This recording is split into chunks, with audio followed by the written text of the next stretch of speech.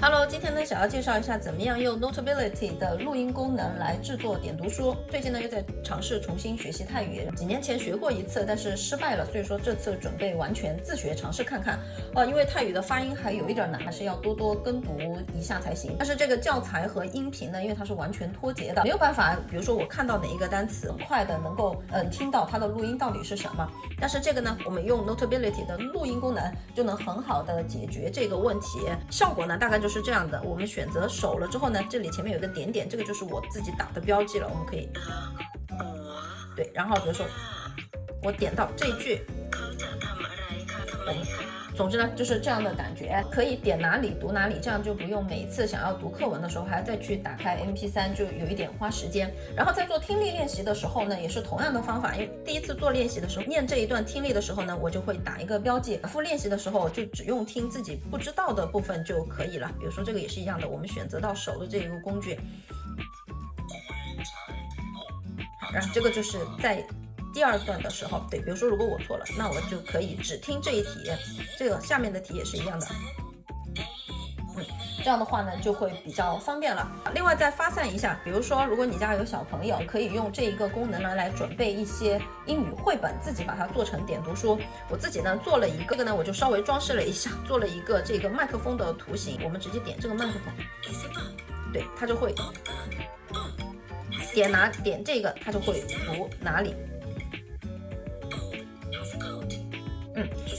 对，就是这样的感觉。而且呢 Notability 的内存处理真的还是比较优秀的。我现在其实已经存了非常多的音频进去了，但是呢实际上它还是只有不到1个 G 的内存，负担呢不会太重。然后刚刚讲到的这3种用法呢，其实基本的操作都是一样的。今天这个视频呢，我们就主要来讲一讲怎么样录制、编辑、播放录音，然后以及最后怎么样来美化这一个按钮。首先我们说一下怎么样来录音，我还是用这个自然拼读的教材吧，比如说就这一本教材好了，然后直接你把它投送到 Notability 里面去。好，我们在 Notability 里面找到刚刚导入进来的这一个书之后呢，就需要开始录音播放了。这时候呢，我们直接用 iPad 播放呢也是可以的，分屏找到这一个音频就可以了，这样分吧。好，我们大概先听一下大概的位置是在哪里。然后我们开始录的时候呢也很简单，我们直接点击这个麦克风的位置，它就会开始录了。我们一边录的时候呢，然后我们一边给它打上一个符号，这个符号呢随便你用一个什么笔什么之类的都可以。直接开始吧，尝试一下。Dig, dig, dig. Tim and his dog had fun. Dig, dig, dig. Tim dug up a lot of mud. Dig, dig, dig. His dog dug up a rag. Dig, dig, dig. Tim dug up a bus. Dig, dig, dig. A lid. Dig, dig, dig. A big tin.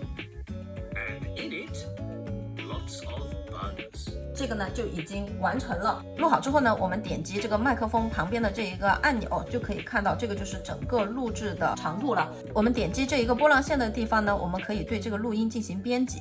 比如说你前后两边还有一些多余的空白的时间，你就可以这样把它剪掉。然后呢，它还可以甚至分割，比如说你想要把它分割成几段，你就直接选择分割也是可以的。然后录音的名字呢，是可以在这个地方点击修改的。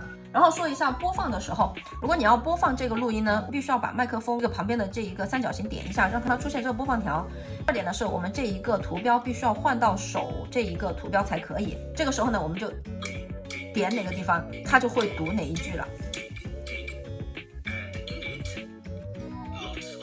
好，如果你还想再听几句，这个地方呢，我们也可以调整它播放的倍速、快进，这个就是录制和播放编辑的问题了。然后我们说一下怎么样来美化这一个图片，因为这个是点点嘛，可能就看着不是很好看。好，这个时候呢，我们就可以分屏打开 Keynote， 我们点击新建主题，选择一个白色。好，这个时候呢，我们选择右上角的加号，然后我们添加一个图形，你觉得哪一个可爱，你就用哪一个就好了。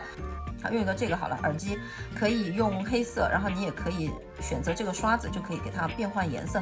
因为我这个点点这个地方是黑色的嘛，所以说我就直接用黑色的就行了。直接长按住它，等它有一个跳起来的动画了之后呢，我们把它拉过来就可以了。编辑大小的时候呢，我们需要把这一个选项选到这一个选项框的位置，然后我们把它挪小一点就可以了。好，然后我们直接拷贝之后选择粘贴，挪动的时候呢，我们挪它上面这个地方有一个这个标签一样的地方，然后我们点击它就可以了，把它全部粘贴上来。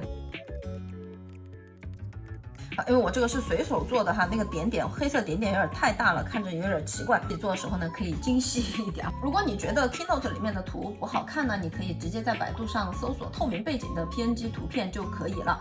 因为这一个 Notability 它的图片剪裁工具，它没有办法像 GoodNote 一样，它剪裁只能够这样方形的直接切，没有办法就是像套索一样的把这个图形直接抠图抠出来。如果你找的图没有透明背景的话呢，看着感觉就会稍微不是那么好看。当然，如果你只是像和我一样冷静的做题或者听课文的话呢，就肯定没有必要弄得这么复杂了。我们随便用这个点点笔点一下，意思一下就可以了。然后这一套英文绘本呢，其实我觉得还挺不错的，名字叫做自然拼读故事会。这是我之前给小朋友英语课的时候，有用到的一些教材。如果你想要有更多的英语绘本呢，可以只用花几块钱，就在淘宝上能够买到非常多，小朋友基本上一辈子都是读不完的。大家可以在淘宝上搜索一下。好，那今天的视频就是这样咯，拜拜。